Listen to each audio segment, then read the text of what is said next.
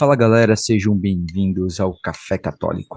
Quem fala é o seminarista José e hoje nós vamos falar do vencedor do Oscar deste ano, do Oscar de melhor filme. Vamos falar de Oppenheimer. E para falar sobre isso, aqui comigo, minha irmã Bruna. O maluco tentou envenenar o professor. Então é isso, pega o seu café e vem ouvir mais esse episódio do Café Católico. Então, vamos falar de Oppenheimer. Primeiro porque a gente gosta de filme de maneira geral, né, Bruna? Então, ela ganhou um Oscar e a gente quer agora. A gente já fez isso ano passado, a gente falou de tudo em todo lugar ao mesmo tempo. E a ideia agora, todo ano, a gente falar do filme que ganhou o Oscar de melhor filme e a gente comentar sobre o que a gente acha, as nossas impressões, tudo. A gente é só curioso de cinema, a gente não é crítico, não é especialista, mas a gente gosta de assistir. Eu sou só. Dá pra talvez considerar, talvez eu ainda mais do que tu, um cinéfilo, porque eu assisto tudo quanto é tipo de filme. Né? É que a gente, assim, vou colocar que é um gosto de família isso, né? Porque a nossa mãe gosta muito de cinema, do evento de ir no cinema. Nossa mãe gosta muito de filme e gosta muito de ir no cinema. E ela passou isso pra gente, né? Então, nós temos aqui Oppenheimer, a consagração, digamos assim, do Christopher Nolan. Que pra mim ele é um dos meus diretores favoritos, assim.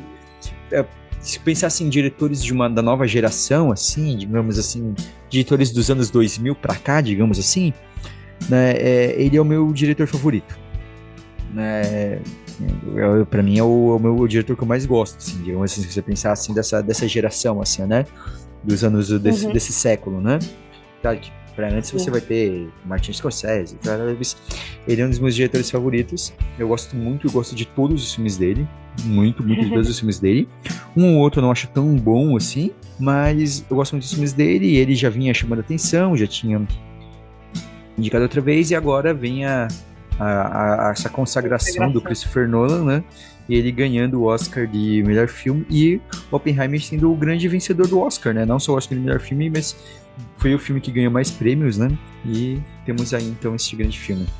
A gente teve, finalmente, então, a decisão de qual foi o filme do ano, né? Do Barbenheimer veio... Então, o Oppenheimer realmente ganhou. Como já era bem esperado já, né? Já vinha ganhando vários prêmios e era esperado que ele ia ganhar o Oscar de melhor filme e se comprovou. E assim, até teve alguns fizeram um pouco de discussão sobre Barbie. Claro que Barbie é um evento cultural, ele marcou, ele é um filme, a gente gravou um episódio sobre, né? Vocês procurem lá, um Café na Barbie Land, a gente gravou sobre Barbie. Mas a gente tem que entender que o Oscar ele é uma premiação que ele vai premiar certos tipos de filme. Né? Então, né, eles colocaram lá indicado o Barbie como Oscar de melhor filme. Mas assim, o Oppenheimer tem a cara do filme de Oscar mesmo, né? Então, era bem esperado que fosse ele que ia ganhar, né? É muito mais a cara dele ganhar do que Barbie, né? Barbie ganhou mais dinheiro. Mas Oppenheimer, ele conseguiu fazer uma coisa que muitas vezes os filmes que ganham, que os Oscars não conseguem fazer, que foi também ser um sucesso de público, né? Porque ele faturou quase 1 bilhão. Talvez puxado um pouco por Barbie, por causa desse efeito, né?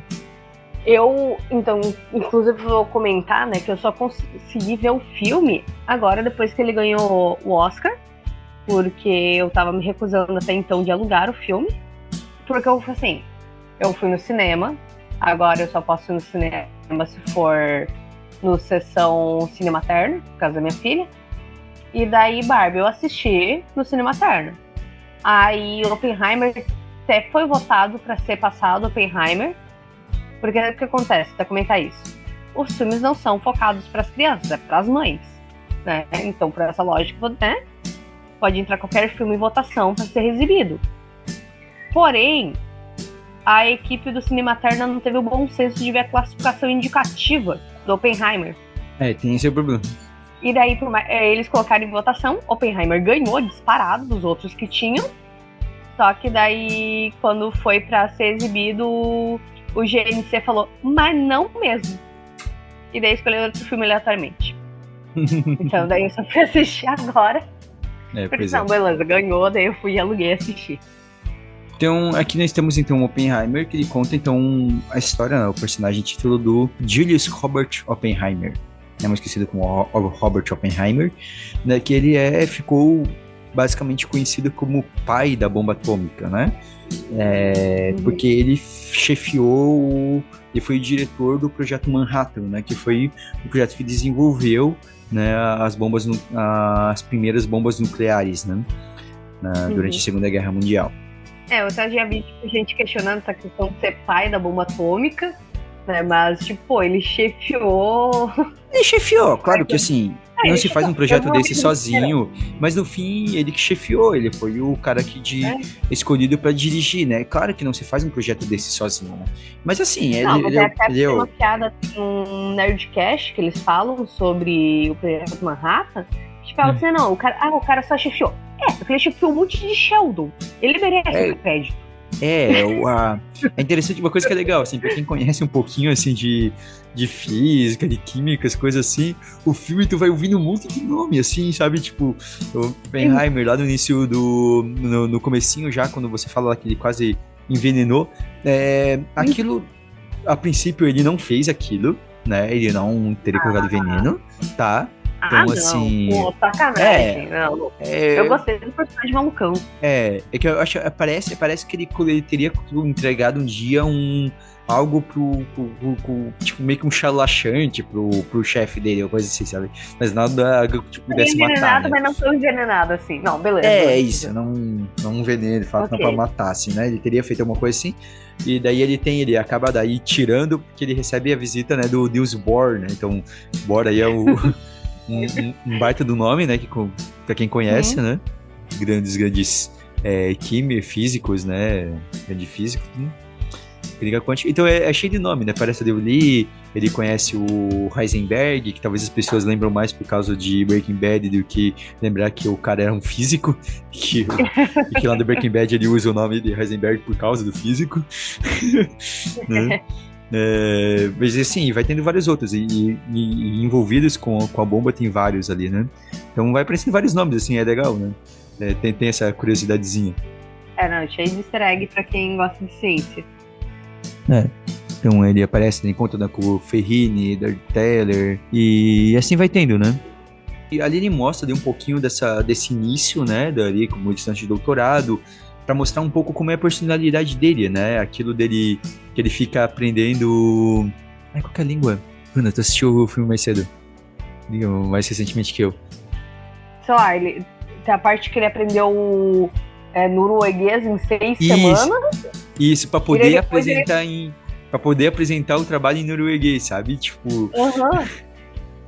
Mostra assim a capacidade dele e também a dedicação quando ele colocava alguma coisa, assim, né? Então mostra assim, né, talvez um pouco de uns fatores de por que ele foi escolhido, né? Eu sabia um pouquinho da vida dele já antes do filme, aí por curiosidade, tá? Como que, claro, a gente estuda ele na escola, vê, né, o nome dele, então não é tão estranho o nome Oppenheimer. Só que eu descobri um pouquinho sobre a questão, por exemplo, do sânscrito, e ele tinha meio que uma obsessão por isso. Eu descobri por causa dos alienígenas do passado. Queria colocar isso aqui, né? Não, mas é importante essa pauta. Porque, pelo menos essa parte do ele ser meio malucão, coisa assim, eu já sabia. E quando ele entrava numa coisa, ele realmente ia com tudo. Isso, e daí então ali o filme vai mostrando um pouco, né? Então é um pouco dessas relações com ele e relações que vão mostrando ali no início e que pra frente vão ter as consequências das pessoas que ele vai seguindo, né? Primeiro porque ele sempre foi um cara tipo, muito de diálogo com todo mundo, né? Com tudo, com todas as coisas, inclusive por isso ele tinha muito diálogo, por exemplo, com o Partido Comunista, por exemplo, né? A esposa dele, né, que ele casa, era uma ex-comunista, tinha sido do Partido Comunista. Ele nunca foi de fato, mas ele tinha amizades, né, e ele não via problema em dialogar sobre aquilo. E no pós-guerra, né, com a situação grande, o comunismo, todo o horror vermelho, né, o terror vermelho que existia nos Estados Unidos, que era a questão desse medo constante do comunismo, né, e a perseguição ferrenha, isso é usado nas perseguições contra ele, né, mas você vai vendo um pouco desse lado dele, né, e vai mostrando ali um pouco de como ele vai dialogando com todo mundo, né? Ele consegue dialogar com todos ali, e em parte por isso que ele se torna o líder, porque ele é um cara muito inteligente, mas ao mesmo tempo que ele sabia ter essa parte do diálogo com os outros, porque às vezes quando alguém, um grande problema de quem é muito teórico, assim, né? É que vira um Sheldon, né? Tipo assim, pegando a piada aqui, né? Pra quem assistiu The Big Theory, que é o cara que parece que não consegue ter traquejo social, né? E realmente, tem muitos caras, assim, que são inteligentíssimos, que sempre foram tratados meio... Essa coisa daquele ditado, né? De gênio louco, né? Não tem pouco, né? Essa questão de genialidade, loucura, é porque às vezes o cara fica tanto que o cara em parte porque também a pessoa não investe, né, em habilidades sociais, ela foca tanto em desenvolver só uma área que esquece do resto, né? Sim. Mas ele tinha meio que desenvolvido, ele tinha um pouco desenvolvido desses dois lados, então ele vira, né, ele acaba sendo escolhido para chefiar os laboratórios em Los Alamos, né? Para desenvolver a bomba atômica, né? E depois da carta que é feita, né, que convence os Estados Unidos, porque existia esse medo de que os alemães desenvolvessem primeiro, né? E daí a motivação dele, né, que ele é judeu, né? Isso. Não praticante, mas ele era de família judia, né? Então, tipo, tudo isso... Sim, isso impacta um pouco, é um pouco aquele lado que os outros poderiam fazer, então vamos fazer primeiro, é um pouco essa ideia, né? Uhum. E daí o filme, ele vai desenvolver, ele vai mostrando aquilo, né? Ele mostra aquela ideia lá de que existia aquela pequenina chance de gerar uma reação em cadeia, né? Que ia destruir o mundo. Mas assim, no filme eles até botam um pouco mais de drama, mas como... Graças a Deus não aconteceu. Mas como eles mostram, na verdade realmente não tinha como acontecer, né? Que o primeiro cálculo mostra, mas depois eles viram que realmente não tinha chance de acontecer de fato, né?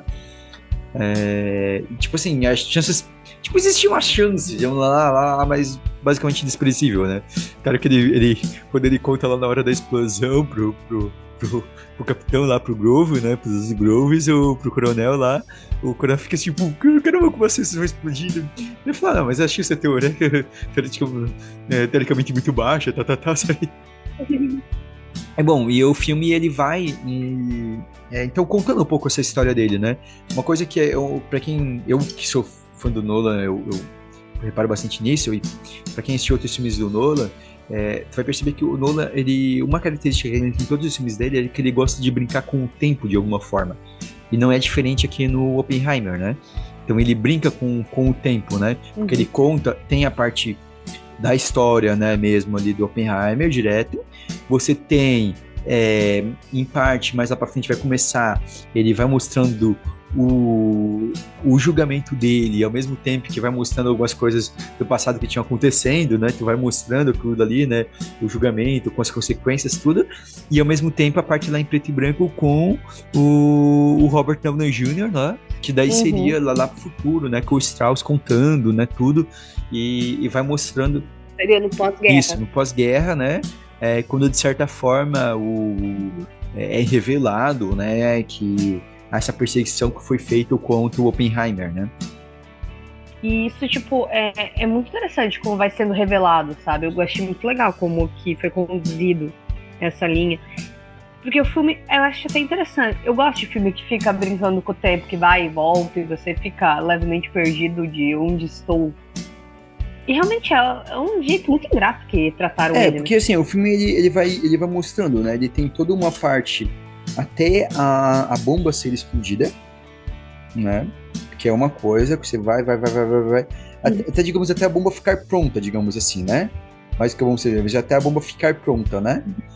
E porque quando a bomba ficar pronta, ele, assim como a maioria dos cientistas, eles queriam que, tipo assim, olha, só faz um teste e diz que a gente tem a bomba, não precisa explodir.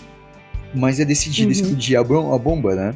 E tanto que alguns criticam o Nolan por ele não, digamos assim, não mostrar o lado da catástrofe, né? Teve uma crítica, muitos não gostaram do filme porque criticaram esse lado, digamos assim, mas ele não, tipo assim, então ter mostrado a consequência da catástrofe, digamos assim, né? E eu acho que é uma crítica que pode ser feita, mas eu acho que de certa forma a discussão tá ali, porque também a discussão era sobre o Oppenheimer, né? Era sobre o Oppenheimer, eu acho que por isso que ele decidiu não entrar tanto assim lá, né? De mostrar, né, todo o horror da bomba em si, tudo, né? Então, foca no Oppenheimer. Então, você vê essa mudança, né, do Oppenheimer. Ele é dado uma missão, então ele desenvolve a bomba, tudo, e depois do teste da Trinity, em que ele tenta ali convencer a não ali. E é muito duro, assim, quando você vê lá que eles vão lá e tudo que a gente tem de documentos e fontes é que diz que foi mais ou menos aquilo dali mesmo, assim. Foi escolhido aonde que poderia fazer mais estrago, de fato, sabe?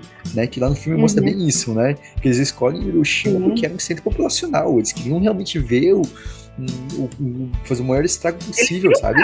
Eles criam um caos. Não. Porque os japoneses também eles se recusavam a se render, né? Tanto que eles só se rendem depois da segunda bomba, né? Depois da primeira bomba eles continuam atacando. E daí jogam a segunda em Nagasaki, e daí, de certa forma, o filme mostra um pouco dessa culpa do Oppenheimer. Tanto que o Oppenheimer ele se torna um dos grandes críticos à proliferação das armas, né? Então, que ele fica buscando isso, de tentar não proliferar as armas e se coloca contra o desenvolvimento da bomba de hidrogênio, né? Que já tinha sido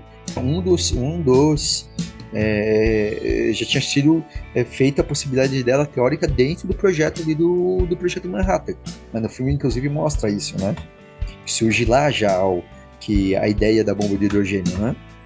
Que daí é realmente um negócio absurdo, é tão absurdo que ela usa basicamente uma bomba, ela usa uma bomba de fissão, uma bomba de fissão nuclear como espoleta, assim, sabe? Tipo assim, explode uma pra daí gerar a reação que vai explodir a bomba de hidrogênio.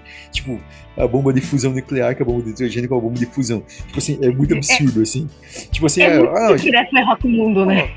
Tipo assim, pra gente iniciar isso daqui, a gente explode uma outra bomba atômica primeiro menor, pra daí... Cara, tipo, é muito absurdo, assim, sabe? E pensar que isso foi feito, né? E assim, as bombas elas chegaram a níveis absurdos, assim, né? As bombas de Hiroshima e Nagasaki, elas foram de alguns quilotons, agora não lembro certinho quantos são. Quantos quilotons zero? Eu quero ver se eu acho aqui. Deixa eu ver se eu acho aqui, rapidinho. A de Hiroshima tinha 20 quilotons. 20 quilotons, ou seja, seria 20 mil toneladas de dinamite, que você mede quilotão. E chegou a ser testada, né, a Tsar Bomb, que é a maior bomba, uma bomba de 50 megatons, ou seja, 50 bilhões de toneladas, sabe? Tipo Nossa, assim, era muito. É muito absurdo. É muito absurdo, sabe? Chegou a ser desenvolvido uma de 100, mas eles testaram uma de 50 megatons, sabe? É muito absurdo. E ele tentou se colocar contra isso. Eu acho que o filme mostra um pouco, assim, eu acho que o filme mostra, eu não vi como tentando, digamos assim, ele tenta, acho que, mostrar um personagem que no fim é humano, sabe? E que ele toma uma decisão que naquele momento ele acha que era o melhor, que era no final, afinal, desenvolver a arma antes que a Alemanha desenvolvesse, porque eles estavam numa guerra, tinha todo o contexto ali, tudo, nazismo e da Alemanha tentando dominar a Europa, tudo, e eles desenvolvem, mas há um futuro dele depois, e o próprio também mostra como ele de certa forma, ele tem uma relação com a esposa, mas ele trai a esposa também lá, né? Ele trai a esposa, né, e... Inclusive, físicos são um povo complicadinho, né? Tem uma história de alguns físicos que... Queria entender o que acontece no campo da física nesse ponto. Eu acho que são das pessoas, de maneira geral, se tu for ver. Lá, o Stephen Hawking tava no auge da doença e conseguiu arranjar uma terceira esposa. Assim, eu acho que é das pessoas, não só dos físicos. Não, mas é que é uma curiosidade de coincidência pra mim. Mas, ele... Eu gosto disso porque explorou muito o lado humano dele, sabe? Não ignorar os defeitos dele. Eu acho que não foi chapa branca no sentido, assim, não foi assim, ficou só mostrando, não mostrou ele como um herói, né? Só mostrou assim, que realmente, olha, ele foi, eu acho que ele tenta, de certa forma, humanizar e falar assim, ele não foi um monstro, tudo, e que eu acho que ele realmente não foi, assim, olhando, assim, não foi um monstro, assim, de dizer assim, nossa, foi um cara horrível. Não, ele foi um cara a quem foi dada uma missão e que ele desenvolveu, e em algum momento ele tentou fazer aquilo que estava na medida dele, de tentar impedir, mas ele também não decidiu, ele não podia decidir aquilo por conta própria. E depois ele tentou fazer aquilo que ele podia, né? E ele acaba sendo depois por e ele acaba sofrendo depois toda uma perseguição do Strauss, porque ele humilha o Strauss num certo momento lá, né? E o Strauss arquiteta toda aquela vingança contra ele.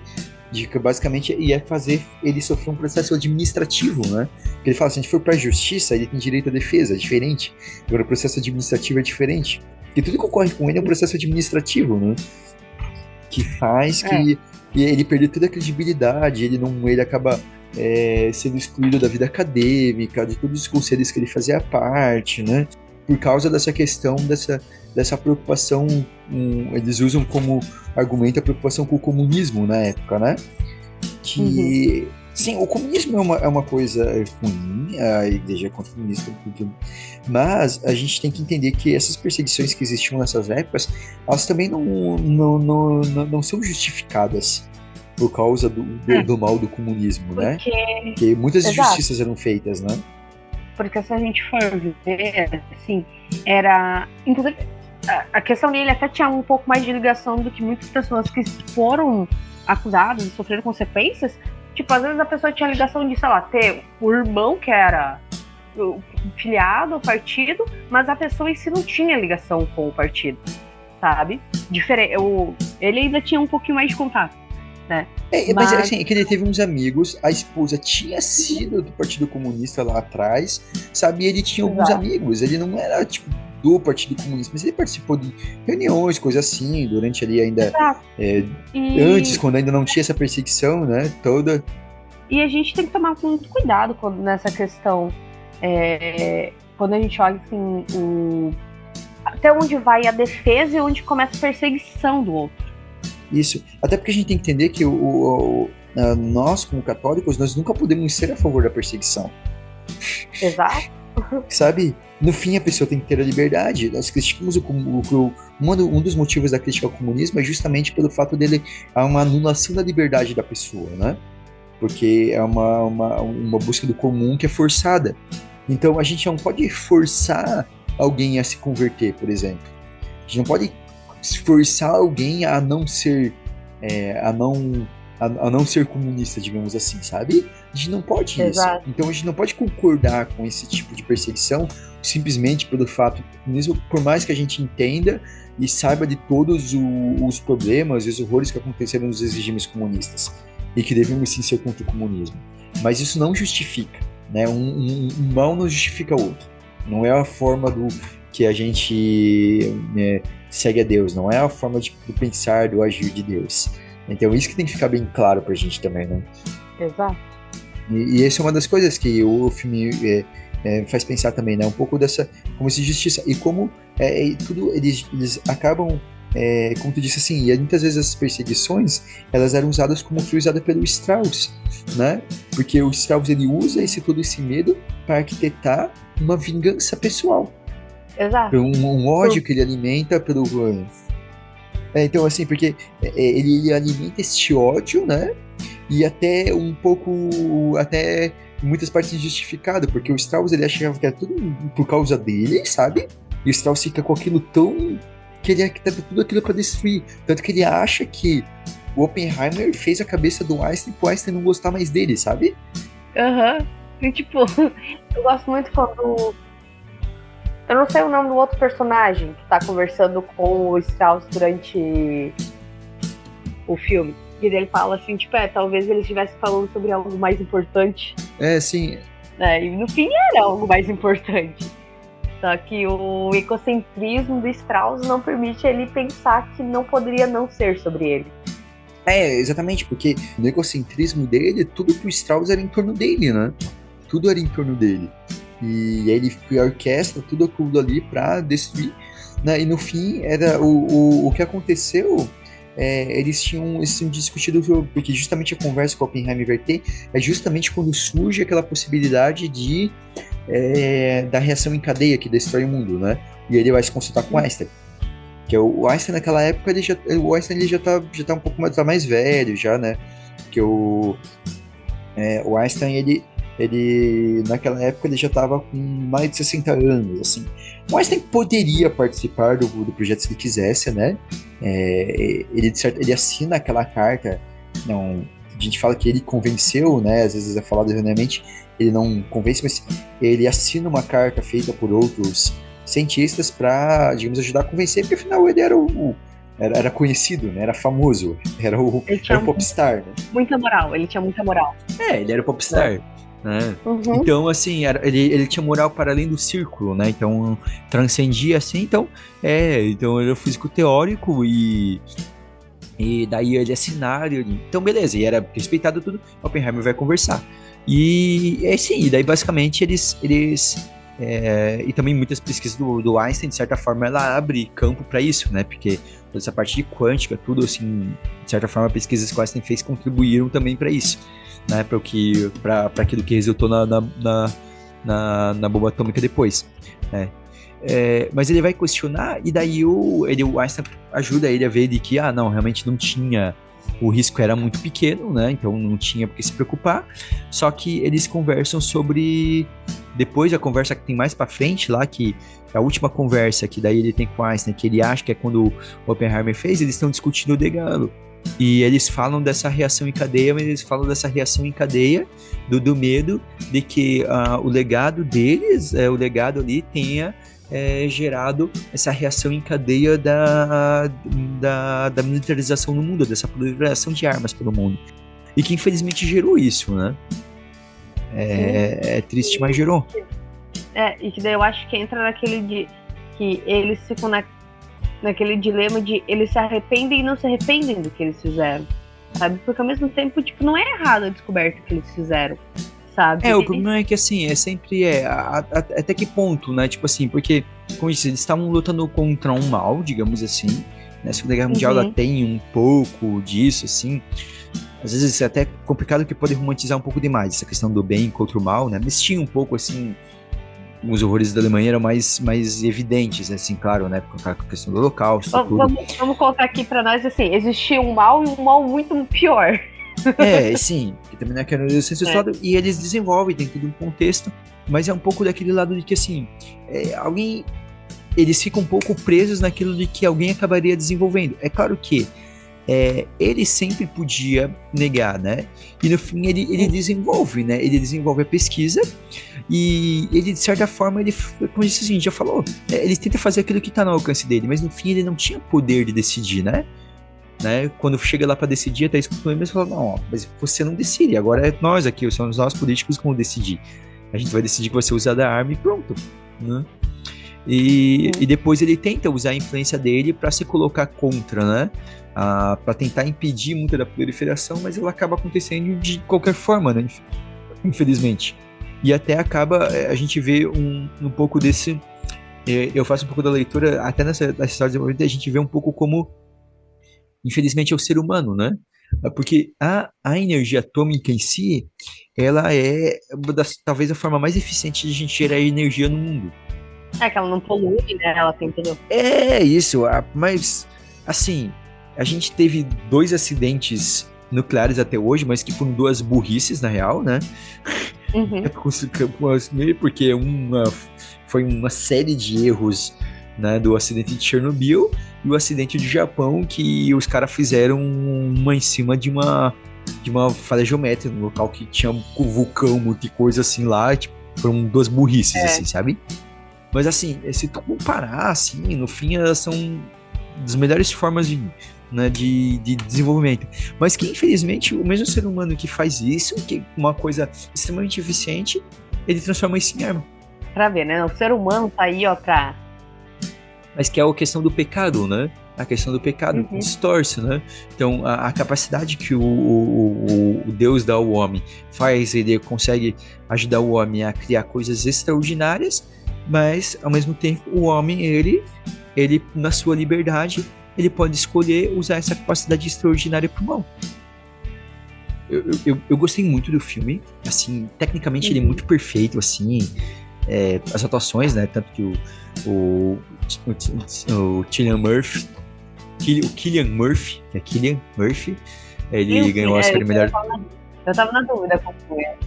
É Killian. O Robert Downey Jr. ganhou o Oscar de melhor ator coadjuvante, né? O Nolan ganhou de diretor, ganhou o melhor filme, ainda tem mais alguns prêmios técnicos que ganhou. E a trilha sonora ganhou melhor trilha sonora, que é muito boa. Ganhou melhor filme, né? Melhor diretor, melhor ator coadjuvante.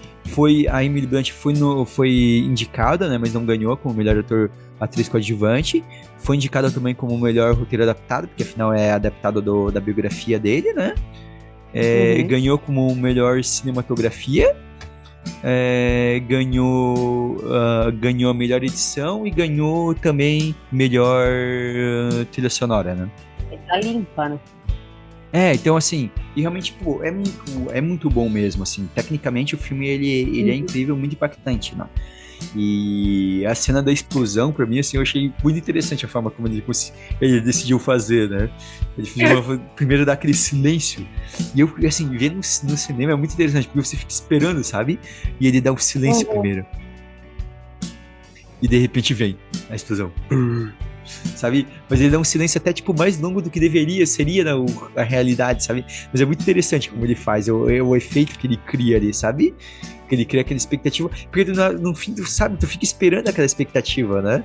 Tanto que muito do filme foi vendido em torno disso, de como ele tinha filmado a explosão, tal, porque ele filmou uma explosão de verdade, não uma explosão atômica, né? Mas ele filmou uma explosão bem grande. Eu lembro dessa situação do pessoal falando assim, como é que ele vai fazer de forma prática a explosão da Trinity, tá ligado? Tipo, ele vai... Não, só como fazer. O problema foi quando ele falou que ele tinha filmado uma explosão de verdade. Agora ele ficou assim, como assim? Exato. Porque ele é conhecido por gostar muito de fazer as coisas, né, sem CGI. Muitos efeitos práticos. Isso. E é uma das coisas que eu gosto muito dele, sabe? Ele é conhecido por fazer muito, né, investir em efeitos práticos, né? E daí tem até o outro filme lá, o Interestelar, que ele fez uma plantação de milho. Isso.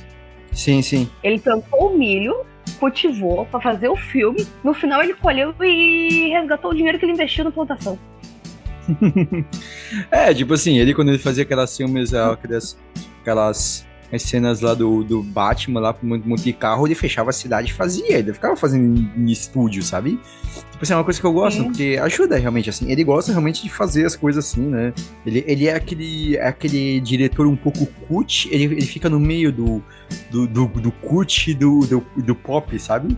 Então, tipo assim, é o cara que ele agrada a academia e ao mesmo tempo ele consegue agradar o público geral, assim, né? Então, os filmes dele. E aqui, né, fez isso com Oppenheimer, né? Que daí realmente foi a consagração dele, né?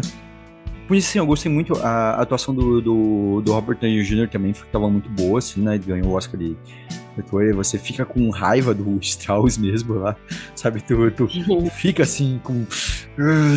Ele te deixa com raiva, assim, sabe? Ele vai falando, assim, tu vai... Dá vontade de meter um pouco na cara dele. Tu fica assim... Dá vontade. E é legal, né? É com isso que o Nolan brinca com essas coisas do tempo, ele cria tudo aquela parte toda em preto e branco, né? Parece uma fotografia diferente, né?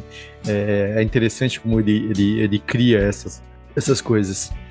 Realmente, assim, tu fica com uma raiva do Strauss, né? Então...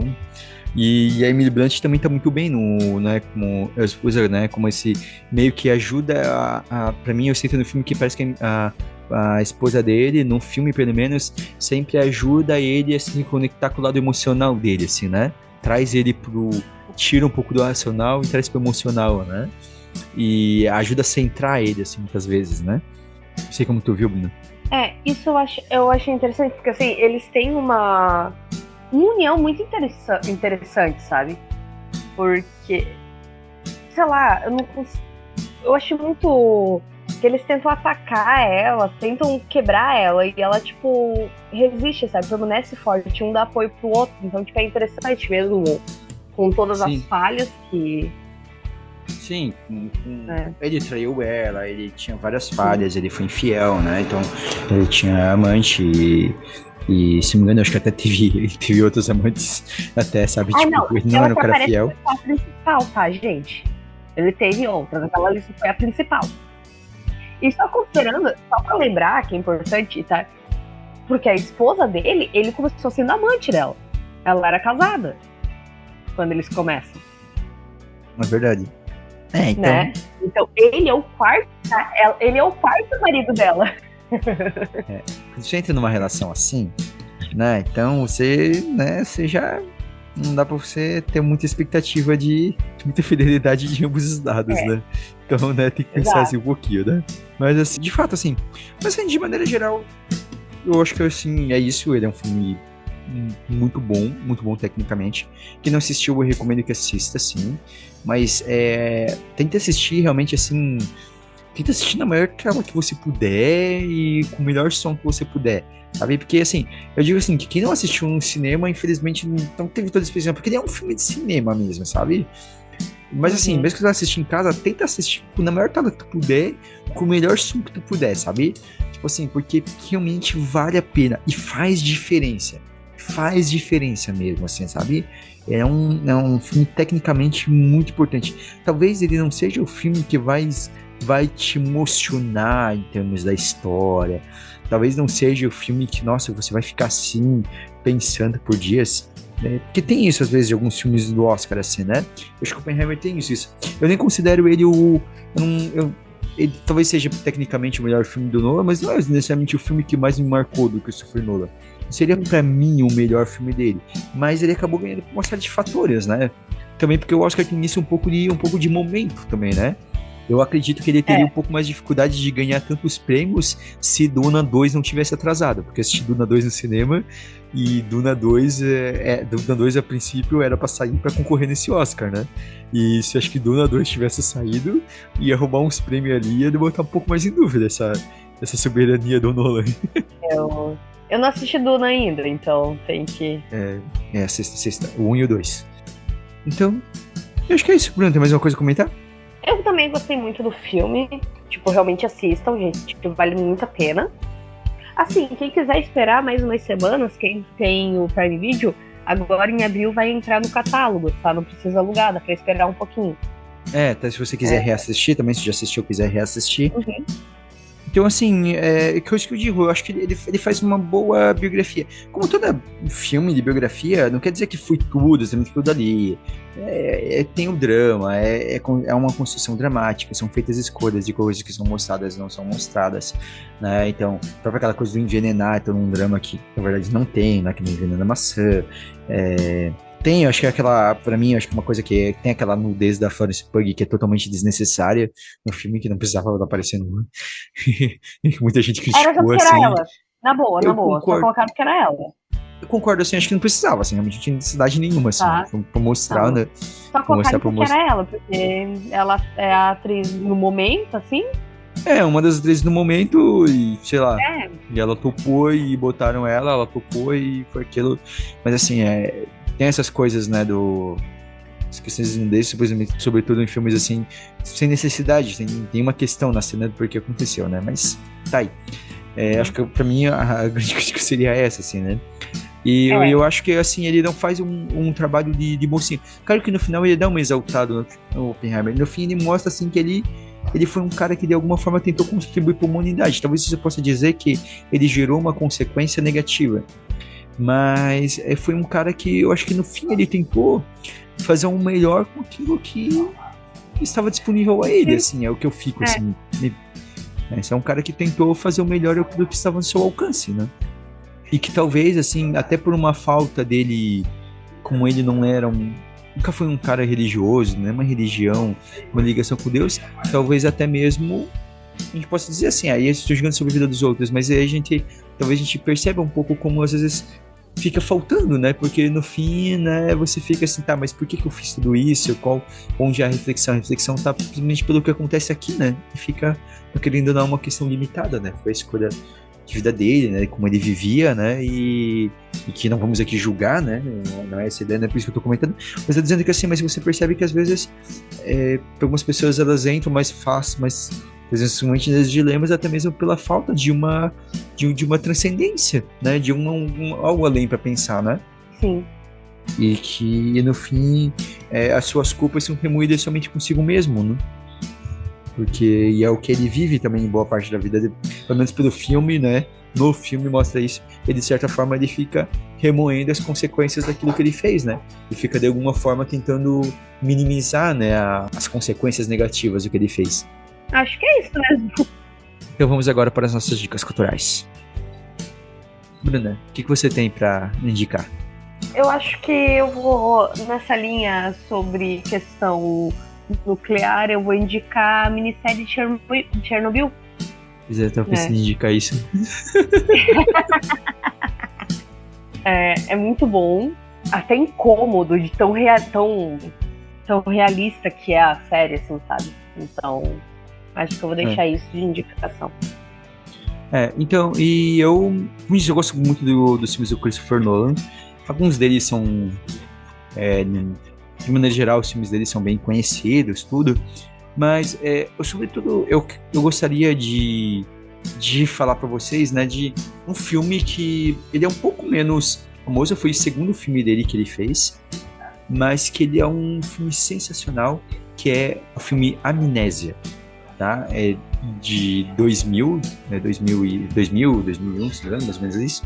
E eu digo, procure por esse ano também, porque tem um outro filme chamado Amnésia mais recente.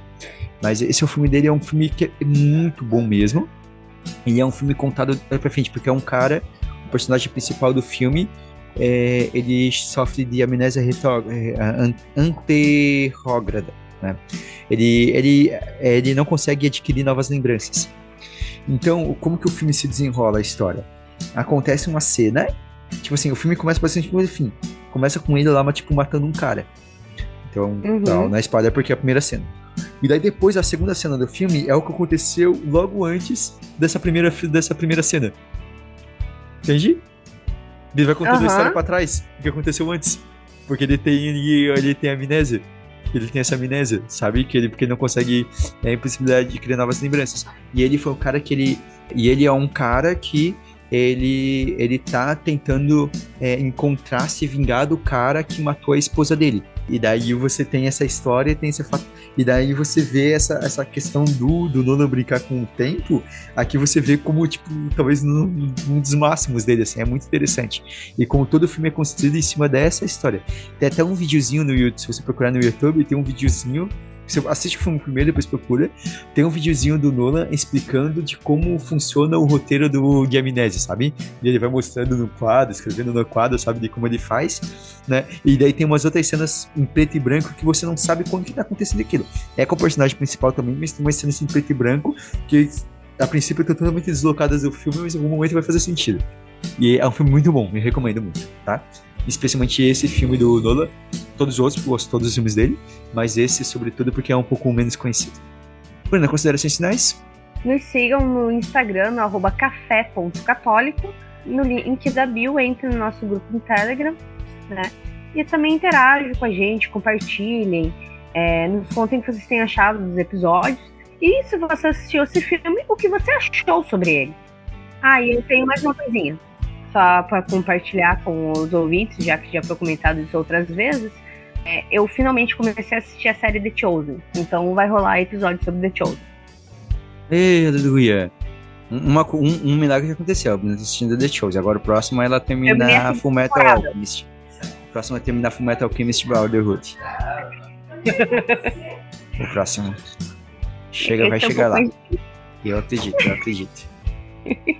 Vou gravar sem tu, então, o episódio. Vou chamar lá o Thiago. Não, eu vou chamar o Thiago, vou chamar o Thiago, o Rafael, tá? E assim, e também comentar que o Café Católico agora está no YouTube também, né? E consequentemente no YouTube Music, para quem você que usa, tá? Então tá lá. Se vocês quiserem se inscrever no nosso canal lá. Eu não sei por que às vezes eu busco, parece que ele não tem uma dificuldade dele aparecer aqui, né? Mas vocês procurem aí, ver se vocês conseguem achar Café Católico aí com a nossa logo lá, clássico, mas pra quem gosta de escutar pelo YouTube, pra quem ouve, acompanha o YouTube Music, então agora tem mais uma opção pra escutar o Café Católico, tá bom? Então é isso, um grande abraço a todos e até o próximo Café Católico.